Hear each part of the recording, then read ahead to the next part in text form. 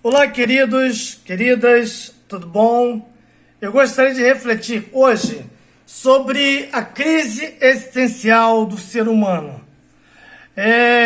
baseando-me no que foi solicitado e também no estudo de Eclesiastes, que é alguém, o autor, talvez Salomão, segundo a maioria dos estudantes de livros bíblicos, trata de um homem com crise existencial. Salomão, ele escreve o livro pela perspectiva do homem, do que acontece debaixo do sol, ou seja, da finitude. O livro de Salomão não aborda aspectos existenciais depois do fim. Ou seja, para Salomão, até o capítulo 12, o que acontece debaixo do sol é a única razão da existência do ser humano. Por isso, ele é chamado, o livro, de o livro mais amargo da Bíblia, porque ele trata de questões da observação da vida. Por exemplo, em Eclesiastes 1, de 1 a 9, diz assim: vaidade das vaidades, diz o pregador, vaidade, tudo é vaidade. Que proveito tem um homem de todo o seu trabalho, com se fadiga debaixo do sol? Geração vem, geração vai, mas a terra permanece para sempre. Levanta-se o sol e põe-se o sol, e tudo volta para o seu lugar, onde nasce de novo. E aí ele começa a dizer que tudo é canseira, enfado, e tudo é uma constante repetição. Ora, o que Salomão tem inspiração nisso? Salomão tem inspiração, e Deus pontuou isso como um livro sacro, para nos mostrar que a vida etérea aqui na Terra, na nossa existência, ela é constituída de uma vaidade tola. Existe um livro chamado o livro mais amargo da Bíblia, que trata dessa questão e diz que, segundo a ótica da humanidade, nós somos como bolhas de sabão. Esse é o termo para explicar o vocábulo vaidade. Vaidade porque a bolha de sabão é muito bonitinha, mas ela explode à toa. Mas vamos lá falar sobre a questão da crise existencial. Em primeiro lugar, é importante pontuar que o homem é o único ser que tem consciência da sua finitude, que ele acaba, que ele termina. Ocorre que dentro dele há finitude. A Bíblia diz, o próprio Salomão diz, que a eternidade foi colocada dentro do coração humano. Ora, como conviver com um ser que dentro do seu coração ou da sua constituição cognitiva é preparado para não morrer, aceita a finitude. Essa crise é uma crise que ocorre com todos os homens, mais cedo ou mais tarde. E essas crises, geralmente se desencadeiam a partir de fenômenos que a gente tem no dia a dia.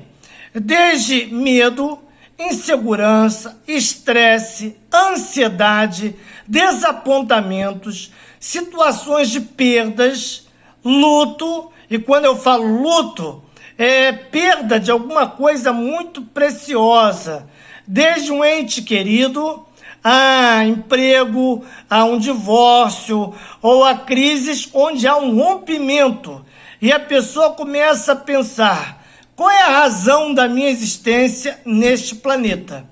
E estresse, insônia e manifestações periféricas, elas vão mostrar que a crise existencial está na cabeça de muita gente.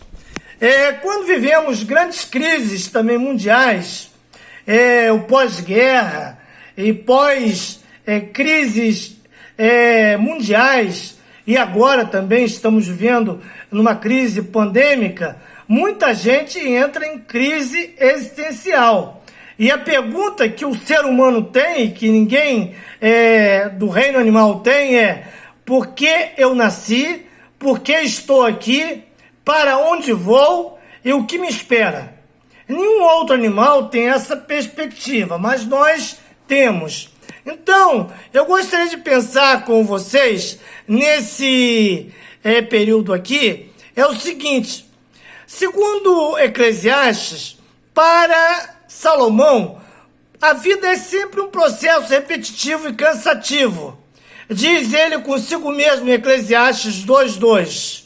Disse comigo mesmo: vamos, e eu te provarei com alegria. Goza a felicidade, mas também isso era vaidade. Do riso disse, é loucura. E da alegria disse, para que serve? Resolveu no meu coração dar-me ao vinho, regindo-me contudo pela sabedoria, entregar-me à loucura, até ver que melhor seria que fizesse os filhos dos homens debaixo do céu, durante os poucos dias da vida. Mas vi também que isso era vaidade. Ou seja, Salomão então se entrega a todo tipo de sorte, de bebida, de orgia, de alegria, de satisfação momentânea, e viu que isso também era loucura. Isso não satisfazia a sua situação diante da morte. E ele então escreve um livro que, segundo ele, Debaixo do Sol, tudo é muito complicado quando não se tem a perspectiva da vida eterna ou da transcendência, que ele vai encontrar lá em Eclesiastes 12. Quando tem aquele texto muito conhecido que diz: lembra-te do teu Criador antes que cheguem os dias maus. E ali ele parece ter um encontro com a eternidade. E ele diz: lembra-te do teu Criador nos dias da tua mocidade, antes que venham os maus dias e cheguem os anos quais dirás, não tenho neles prazer, antes que se escureçam o sol, a lua e as estrelas do esplendor da sua vida, e tornem a vir as nuvens depois do aguaceiro. Eclesiastes 12:2. Ou seja, isso é a crise existencial. Tá bom? Como vencer o tédio da crise existencial, perdoe-me. Primeiro, procure Deus para a sua vida, porque só Deus oferece uma perspectiva de eternidade. Ele te dá respostas para o porquê você veio, porquê está aqui e para onde virá. A vida sem Deus é árida, sem propósito, e é realmente correr atrás do vento. Muitos grandes líderes do mundo fizeram essa pergunta: por favor, o que está acontecendo comigo? E alguns gritaram: não me deixem morrer, no desespero da crise existencial. A crise existencial, ela afeta a humanidade de forma geral. Então nós poderíamos pensar que existem coisas que a gente pode mensurar e de alguma forma aliviar a crise existencial. Primeiro, ao invés do que Salomão fez, preste atenção em detalhes. Preste atenção nas pessoas, não na humanidade. Esse é um grande risco que nós cometemos. Salomão fala assim: geração vai, geração vem. Eclesiastes 1, 4, 5 e 7. Ora, quando ele olha que a terra é a mesma, levanta-se o sol e põe-se o sol, volta ao seu lugar onde nasce novo, todos os rios correm para o mar e o mar não se enche, lugar para onde correm os rios, para lá tornam a correr. Ele está fixando a situação numa coisa que acontece no mundo, sem fazer disso uma introspecção da sua relação com a realidade dele. Lá em Êxodo 3:6 diz: eu sou o Deus de teu pai, o Deus de Abraão, o Deus de Isaac, o Deus de Jacó. Quando Deus fala com Moisés. Então, é um texto que mostra que eu não sou mais um. Deus fala isso com Moisés. Moisés não era mais um escravo do Egito. Ele tinha nome e sobrenome e DNA para Deus. Então, no Salmo 147:4 também tem um antídoto. Diz assim: diz que Deus determinou o número das estrelas, antes as chamas pelo nome, quanto ao número das estrelas, chamando cada uma delas pelo nome. Então, se Deus singulariza todas as coisas, a Moisés, a mim, a você, quanto mais a todos nós. Quando nós temos a percepção de que eu tenho sentido na vida, as coisas mudam de figura. Em segundo lugar, as experiências da vida são pessoais, apesar de serem universais.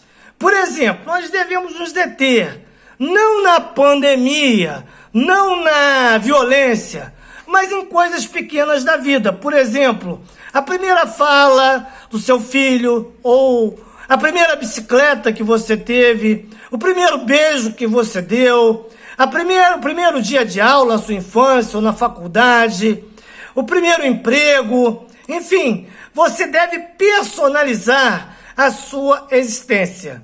Em quarto lugar, preste atenção na singularidade. Deus é singular. Uma coisa é falar de maneira genérica sobre rios, como Salomão falou, rios vão para o mar. Outra coisa é você falar sobre sua experiência no rio Amazonas. Ou outra coisa é você falar no seu banho que você tomou no dia 2 de novembro no rio Guapimirim. E você vai ter uma diferença. Quando você presta atenção no geral, no mundo, você vira um nada. Agora, quando você presta atenção na singularidade da sua existência, a vida passa a ter sentido.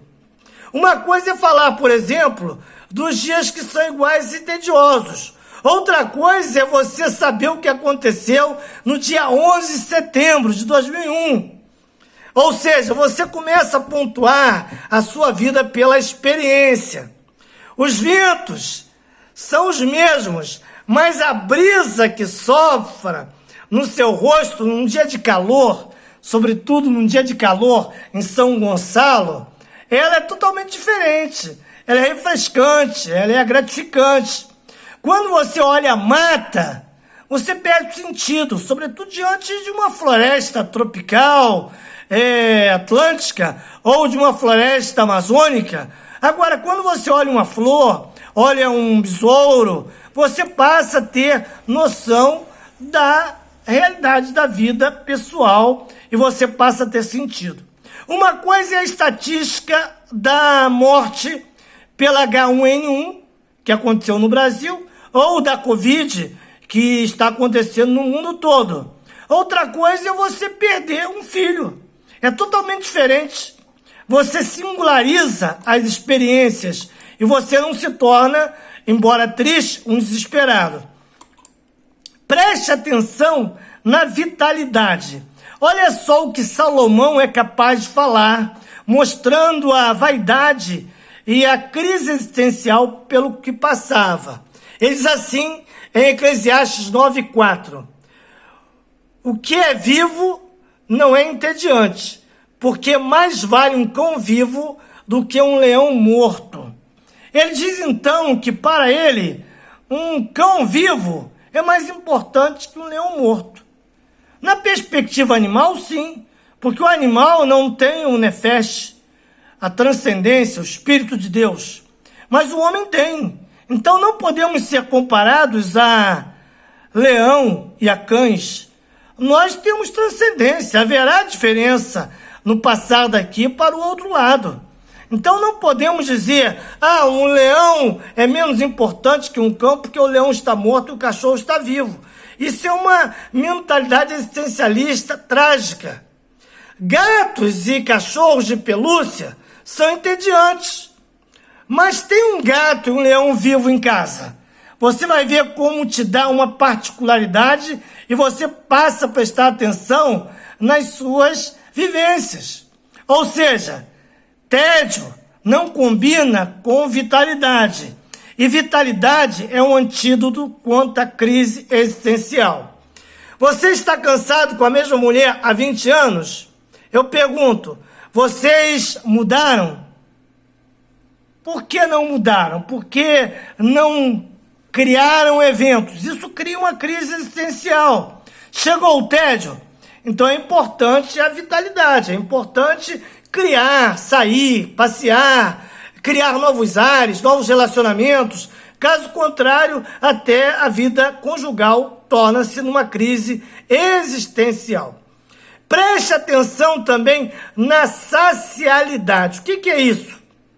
No mundo de insacialidades, onde ninguém se satisfaz com nada, onde um smartphone hoje tem valor, amanhã ele já está sendo desprezado, onde você tem que comer o fast food no McDonald's, caso contrário você se sente a pior pessoa do mundo, um pão com ovo em casa talvez te dê mais alegria pela forma de prepará-lo e curti-lo com a família. Então, cuidado com a insacialidade da nossa sociedade, que cria dificuldades para vender facilidades. Faça tudo na vida como se fosse a primeira vez. Por exemplo, eu estou gravando esse vídeo aqui pela primeira vez de modo horizontal. Então vamos ver se sai bem. Eu estou tendo uma curiosidade, uma experiência. Vamos ver se sai melhor do que os que eu fazia na posição vertical. Para mim é uma experiência nova, entendeu? Bom, para mim é a primeira vez. Quantos banhos você tomou na vida? Muitos, não é? Mas nada como um banho ao final de um dia quente e cansativo. É um banho gostoso, saboroso. Ou seja, se sacie com coisas pequenas. A saciabilidade significa que devemos tirar proveito de cada coisa no seu dia a dia. Se é comer, coma bem. Para rir, ria. Para chorar, chore. Aproveite a vida que Deus te dá na terra. Converse, aproveite o dia, curta a sua vida. Tem gente que já perdeu a graça na vida e tudo se torna uma desgraça. Mas pense nisso, reveja a sua vida antes que, diz Salomão em Eclesiastes 2, 6 e 7, antes que se rompa o fio de prata e se despedace o copo de ouro e se quebre o cântaro junto à fonte e se desfaça a roda junto ao poço e o pó volte à terra como era e o espírito volte a Deus que o deu. Antes que você parta daqui, tenha experiências boas com Deus. Mas lembre-se, a crise existencial sempre é produzida por gatilhos. Excesso de ansiedade, excesso de estresse, excesso de decepções, preocupações demais, insônia, falta de atividades extras, perdas, como eu falei no início, luto, aborrecimentos constantes, falta de perspectiva, falta de projetos, faz com que você entre num processo de crise existencial. Você vai passar por ela, mas você pode passá-la rapidamente, ou você pode dar um curso longo a essa crise e ter que fazer um tratamento psiquiátrico através de antidepressivos ou de algum tipo de tratamento terapêutico. A Bíblia nos orienta assim. Então vamos aproveitar as orientações da Bíblia antes que cheguemos a recursos mais impositivos e invasivos. Tá bom? Que Deus nos abençoe. Essa lição sobre essencialidade e crise existencial é muito interessante para a igreja. Muita gente vive essa crise e não sabe que a tem. Que Deus abençoe a todos nós. Amém.